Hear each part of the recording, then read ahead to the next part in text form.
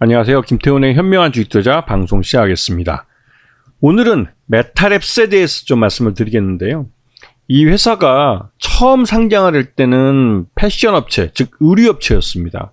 그 이후에 화장품 사업으로 사업을 확장하고 또 바이오 사업도 한다고 해서 여러 가지 사업을 펼치면서 또 자회사를 인수 M&A를 통해서 늘리고 그렇게 하면서 매출 외형도 들쑥날쑥하고 하여튼 회사가 뭘 하는지 모를 만큼 다양한 사업을 하는 업체로 변해버렸고 지금은 메타랩스 자체는 사업 지주회사 형태가 되어버렸습니다. 그래서 지금 보시게 되면 메타랩스의 이 화장품, 바이오, 패션 사업은 직접 하고 있는 사업이고요. 그 나머지 뭐 코스메틱 사업이나 뭐 메타케어라고 해서 이제 탈모 관련 치료를 해주는 이쪽 사업이나 또 이게 이제 뭐 데이팅 앱이라고 해서 좀 그 사람 소개하고 하는 그런 그 사이트, 뭐 플랫폼이라고 할까요? 그런 건데 이런 사업도 그렇고 아주 다양한 사업을 합니다.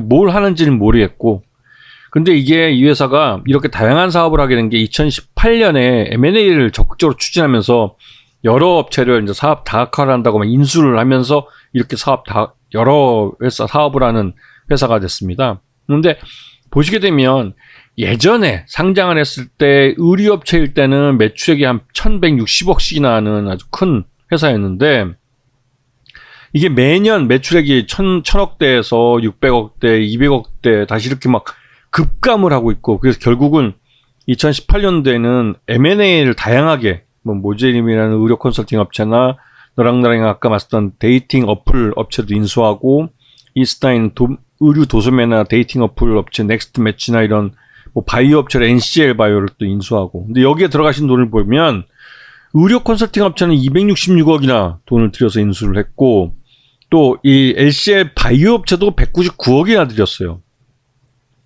그만큼의 큰 돈이 사회로 유출이 된 겁니다. 너 넥스트 매치나 뭐 너랑 나랑 같은 업체들 인수하는데 둘이 합치면 100억이 넘는 돈을 쏟아 부은 거죠. 그만큼 회사 내에 있던 돈들이 그만큼 회사 밖으로 다 빠져나간 겁니다. 그렇게 되면 이 회사는 어떻게 될까요? 껍데기만 남는 거죠.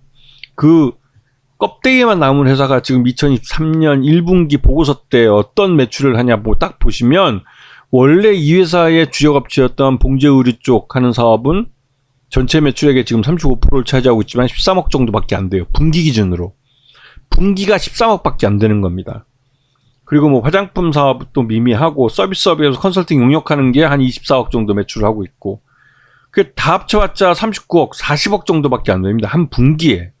이렇게 되면 뭐 1년 뭐 40억 분기가 그대로 간다고 치면 16 뭐 한 160억 정도밖에 안 되는데 이렇게 되면 이 매출 외형이 진짜로 뭐 말도 안 되는 거죠. 왜냐면 이 회사도 지금 지난 2020년부터 해서 코로나 시기이기도 하고 20년, 21년 이게 코로나 시기인데요. 이때 230억 매출액에서 이 160억으로 줄었고 또 160억이 작년 2022년에 116억으로 줄었습니다. 회사가 망가지고 이제 회사가 쪼그라드는 게 그냥 숫자로 다 확인이 됐죠. 여기다가 영업 손실은 계속 뭐 10억에서 30억대로 30억에서 36억대로 영업 손실이 늘어나고 있으니까 말 그대로 부실마저도 점점 늘어나고 있는 거죠. 단기 순손실은 뭐 155억이니까 말 다 했습니다. 2년 연속 155억대 지금 단기 순손실을 내고 작년 같은 경우 92억 정도로 냈죠. 요번 1분기 이 포괄 그러니까 손익계산서를 보시게 되면 작년 1분기와 비교해서도 반토막난 매출 내용을 볼 수가 있을 수 있어요. 적자는 더 늘어났죠. 영업 손실이나 단기 순손실 모두. 그러면 이 정도면 회사가 완전히 망가졌다고 해도 과언이 아닐 정도입니다. 근데 이 최대주주 지분이 작년 연말 11월 달에 액면변합 5대1로 액면병합을 하면서 최대주주 지분은 55%로 늘어났어요. 이게 이제 이렇게 그 최대주주 지분을 늘리는 액면병합을 하는 이유는 이후에 유상증자할 때 주식수가 늘어나는 걸 감안을 해서 사전에 주식수를 줄이기 위한 그런 작업입니다. 그래서 결국은 뭐 다음에 바로 유상증자를 또 불렀죠. 이게 이제 5천만 주를 300억 유상증자를 부른 건데요. 300억 중에 실제로 운영자금으로 이 회사가 쓰는 건 40억밖에 안 되고 채무 상환하는데 185억이 사용되고 타법인 인증권을 인수하는데 75억이 고스란히 빠져나갑니다. 결국은 말이 300억 유상증자지 이 회사를 위해서 이 회사 법인 돈으로 메타랩스라는 회사가 쓸 수 있는 돈은 40억밖에 안 된다는 소리예요. 그리고 이 유상증자가 실패하면 이 회사는 뭐 말 그대로 이제 이 채무 상환을 못하는 거기 때문에 파산할 수도 있습니다.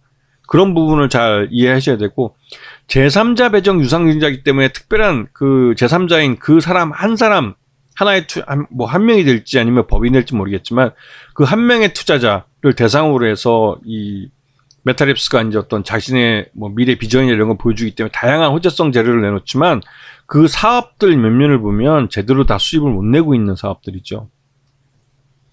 그래서 메타랩스가 지난번에 그 5대1 액면 변화를 하면서 작년 11월 달에 주가가 폭락을 했다가, 그리고 나서 연초 들어와서 뭐 이 메타랩스가 이 기본적으로 인공지능 AI 기술을 활용해서 사람들 매칭해주고 하는 그런 기술을 갖고 있기 때문에 그런 인공지능 AI 바람을 타고 연초에 주가가 2,500원대에서 4,000원대까지 급등하기도 했습니다.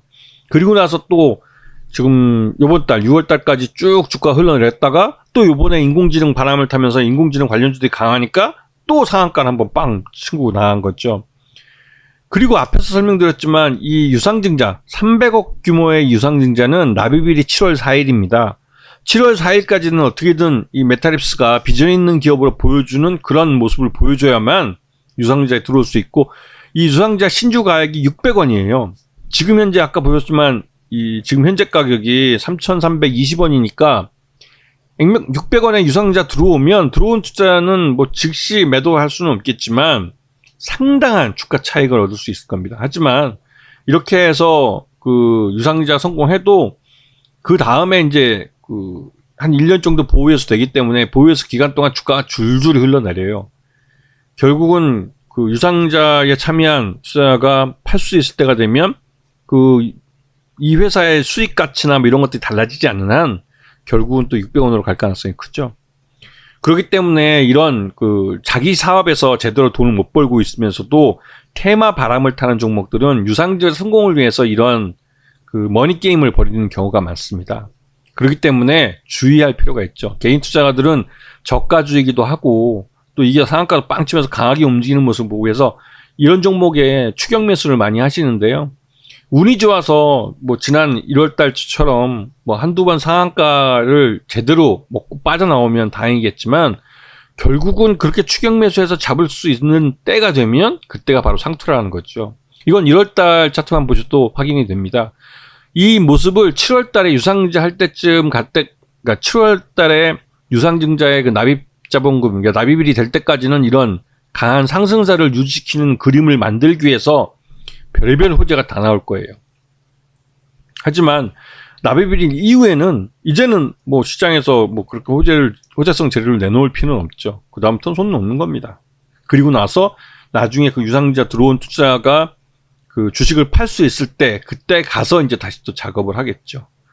그래서 이런 종목들은 기본적으로 자기 사업에서 돈을 못 벌고 있고 또 말 그대로 이제 성장성도 없지만 지금 시장 내에서 과거에 뭐 이런 시장 내 인기 있는 테마로 엮을 수 있는 여러 가지 사업들을 벌려놨기 때문에 이러한 것들을 갖고 유상증자 성공하기 위해서 뭐 여러 가지 뭐 이렇게 호재성 재료들을 내놓긴 합니다. 그런데 그런 거에 현혹돼서 쫓아 들어가면 불나방 되는 거예요. 완전 타 죽는 거죠. 그리고 잡히면 또 대부분 상투입니다. 그렇기 때문에 굉장히 주의하셔야 돼요. 그래서 이런 저가주들은 특히나 더 조심하셔야 되고, 지금처럼 경기가 점점 나빠지고 기준금리도 인상으로 시장 내 유동성이 없을 때는 더더욱 조심하셔야 됩니다. 왜냐면 실적이 나쁜 걸로만 끝나는 게 아니라 재무적으로 문제가 있어서 나중에는 감사보고서 같은데 의견 거절을 받을 수도 있습니다. 그럼 한 방에 퇴출되는 거예요. 그리고 또 부도가 나면 뭐 그렇죠. 그러니까 자기 사업에서 돈을 못 벌고 있으면 이러같이 그리고 몇 년 동안 계속 적자를 내고 있으면 이런 문제점이 있습니다. 이런 부분들을 너무 흥분하지 마시고 좀 공부를 해둬서 잘 피해 가시라고 일부러 이 방송을 녹음해서 올려드립니다. 자, 오늘 방송 여기서 마치겠습니다. 감사합니다.